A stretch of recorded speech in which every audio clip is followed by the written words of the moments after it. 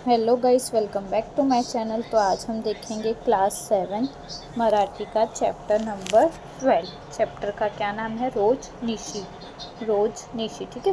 रोज निशी का क्या अर्थ होता है? Daily diary.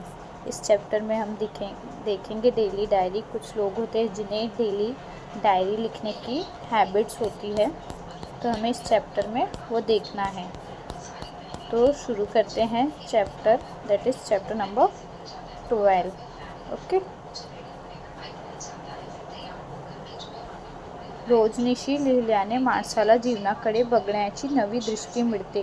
रोजनिशी लिखने से इंसान को जीवन की तरफ देखने की एक नया दृष्टि मिलती, न्यू आउटलुक मिलता है या नया नज़रिया मिलता है, हम कह सकते हैं। रात्री झोपण्यापूर्वी दिवसाभरातील सर्व घडामोडीची नोंद आपण रोजनिशीमध्ये करत असतो। रात को सोने से लेकर सोने के टाइम पे हम डायरी कब लिखते हैं? रात को सोने के टाइम पे।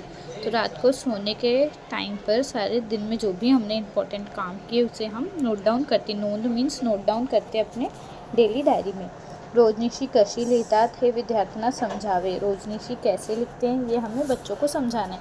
त्यांनी रोजनिशी लिहावी हे या पाठामागचे प्रयोजन आहे और बच्चों को भी डेली डायरी लिखनी चाहिए।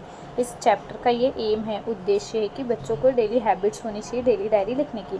वैष्णवीच्या रोजनिशीचे चौथे पान रिकामे आहे, त्यावर तुम्ही तुमची रोजनिशी लिहा। वैष्णवी का जो रोजनिशी का डेली डायरी का चौथा पान है वो एम्प्टी है, उसमें आपको अपनी डेली डायरीज के बारे में लिखना है, आप जो भी पूरे दिन में कर रहे हो, ठीक है। वैष्णवीला एक नवीन छंद जडला आहे, एक नया हैबिट उसने क्रिएट किया है वैष्णवी ने। ती नियमितपणे रोजनिशी लिहिते व डेली डायरी लिखती है। तिने लिहिलेली 3 दिवसाची रोजनिशी वाचूया। उसने जो भी 3 दिन की डेली डायरी लिखी है वो पढ़ेंगे। 14 नवंबर, ठीक है। आज आमच्या शाळेत बालदिन साजरा करण्यात आला। आज हमारे शाळे में, कौन बोल रही? वैष्णवी की आज हमारे शाळे में 14 नवंबर दैट इज़ चिल्ड्रंस डे होता है, बालदिन सेलिब्रेट किया। या निमित्तान सांस्कृतिक कार्यक्रम घेण्यात आले और उसके रेफरेंस में स्कूल में क्या हुआ? सांस्कृतिक कार्यक्रम मतलब कल्चरल प्रोग्राम हुआ, ठीक है, उसके स्कूल में।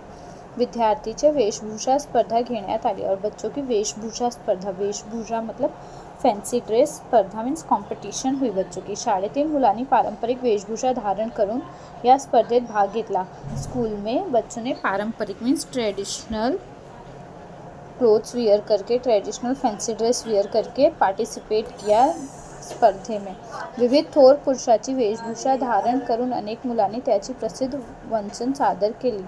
विविध थोर पुरुषांची मीन्स जो ग्रेट लीडर होते हैं उनकी वेशभूषा, उनका अटायर लेके, उनका लुक लेकर बच्चों ने उनके बारे में जो उनका फेमस डायलॉग है, जो भी उन्होंने काम किया वो स्कूल में बताया। या स्पर्धेमध्ये मी क्रांती ज्योति सावित्रीबाई फुले यांची वेशभूषा केली। और वैष्णवी क्या बोल रही है? इस स्पर्धे में, इस कंपटीशन में वो क्या बनी थी? सावित्रीबाई फुले। वो कौन है? फर्स्ट लेडी हैं जिन्होंने लेडीज़ों को स्कूल जाने के लिए प्रोत्साहित किया कि लड़कियों को भी स्कूल जाना चाहिए, ठीक है, सावित्रीबाई फुले। या कार्यक्रम प्रसंगी प्रमुख पाहुणे डॉक्टर रमेश कोठावडे यांनी अध्यक्षीय भाषणात सर्व विद्यार्थ्यांना बालनिमित्त शुभेच्छा दिल्या। और इस कार्यक्रम में प्रमुख पाहुणे मीन्स गेस्ट कौन था? डॉक्टर रमेश कोटावड़े। उन्होंने बच्चों को बाल दिवस की क्या दी? शुभेच्छा दी, बेस्ट विशेष दी। कार्यक्रमाच्या शेवटी सर्वांना खाऊ दिला और कार्यक्रम के एंड में उन्होंने सबको खाऊ दिया मीन्स चीज़ें दी खाने की। नेक्स्ट 15 नवंबर, 15 नवंबर सगळ्याच विद्यार्थ्यांना सुगीचे दिवस प्रत्यक्ष बघायचा असल्यामुळे श्री पाटिल सर आम्हाला गाव शिबिरात घेऊन गेले। सभी बच्चों को सुगीचे दिवस क्या होता है? Harvest day, cutting of the crops. हाँ, क्रॉप्स कैसे कट होता है वो देखना था। प्रत्यक्ष बघायचा means face to face real में देखना था, तो पाटिल सर गांव शिवरात उन्हें लेकर गए। गांव और शिवरात मीन्स सराउंडिंग एरिया, आजूबाजू के एरिया लेकर गए। मोत्यासारखी ज्वारी असलेली कणस, तुरीच्या शेंगा, मोती के जैसे जो ज्वारी की कणस थी, जो ज्वारी का दाना था, तुरीच्या शेंगा, तुरी मीन्स तुअर की जो दाल होती है उसका, शेंगा, शेंगा मीन्स फली, ओके। भुईमुगाच्या शेंगा, भुईमुग इज अ सिंगदाना, ग्राउंडनट का फली देखा बच्चों ने। आणि कपाशाची बोटातून डोकावणार पांढरशुभ कापूस बघून मुले आनंदित झाली और कपास भी देखा, कपासाच्या बोटातून बोटा, बोटातून क्या होता है मीन्स आउटर शेल, कॉटन्स के आउटर शेल्स से वाइट जो कॉटन की शेल है उससे वाइट कॉटन को देखकर बच्चे बहुत खुश हो गए. पेरू, सीताफळ, आवळा, चिंच, बोर ही सर्व झाड फळाने लगबगलेली होती. पेरू, सीताफळ, आवळा, चिंच मीन्स इमली, बोर, बैर ये सभी झाड़ पे फ्रूट्स थे. फळ खाण्याच्या त्रिविच्छेने मुले बोरीच्या झाडाला दगड मारू लागली और फल देखकर उन्हें वो खाने की बहुत मन हुआ, बहुत इच्छा हुई तो वो पेड़ बोरी के मीन्स जो बैर का पेड़ था उसमें पत्थर मारने लगे.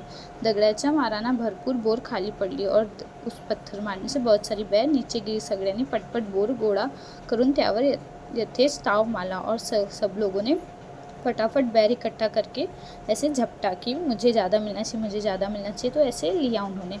आंबट, गोड, तुरट अशा विविध चवीचा आस्वाद घेतला. आंबट, खट्टा, गोड, मीठा, तुरट मीन्स जो ऐसे खट्टा भी नहीं रहता, तीखा भी नहीं रहता, ऐसे अलग अलग टेस्ट उन्होंने लिया. आम्ही शिवरातून घरी आलो और जो भी हम गाव और उसके सराउंडिंग एरिया घूमकर घर आए तरी माझ्या जीवावर त्या बोराची चव रेंगड़ात होती और तभी भी उसके जीभ पे जो बैर का टेस्ट था वो अभी तक था. Now next 16 November. आज माझा वाढदिवस होता. वैष्णवी क्या बोली, आज उसका बर्थडे था. सकाळपासूनच घरातील अनेक नातेवाईकांना मित्रमैत्रिणींनी फोन करून वाढदिवसाच्या शुभेच्छा दिला और सुबह से ही बहुत सारे जो रिलेटिव्स है उसके फ्रेंड्स हैं उन्होंने फ़ोन करके उसे बर्थडे विश किया.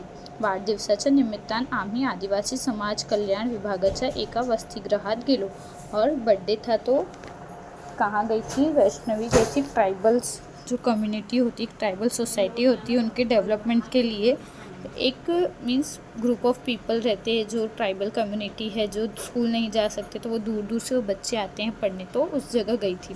कौन, वैष्णवी और उसकी फॅमिली. त्या वसतिगृहात आदिवासी दुर्गम भागातील, दुर्गम मीन्स दूर भाग से मुलं मुली शिक्षणासाठी राहतात, बच्चे पढ़ने के लिए रहते हैं वहाँ पे. त्या सर्व मुलांना आम्ही माझ्या वाढदिवसाच्या निमित्ताने खाऊस वाटप केला और वैष्णवी ने अपने बर्थडे के दिन उस सारे बच्चों को खाने की चीज़ें दी. आई वडिलापासून दूर आलेल्या त्या मुलांना पाहून मला खूप गहिवरून आला होता. आई वडील से वो दूर रहते हैं ये सोच के उसे बहुत गहिवरून मतलब वो बहुत भावुक हो गई थी, रोने जैसे हो गई थी.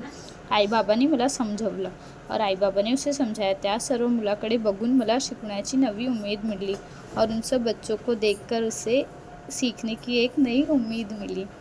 17 नोव्हेंबर. आजपासून आमची दिवाळीची सुट्टी सुरू झाली. ठीक है, वैष्णवी क्या बोली, आज से हमारी दिवाली की छुट्टी शुरू हुई. ओके, बाय बाय, मिलते हैं नेक्स्ट वीडियो में.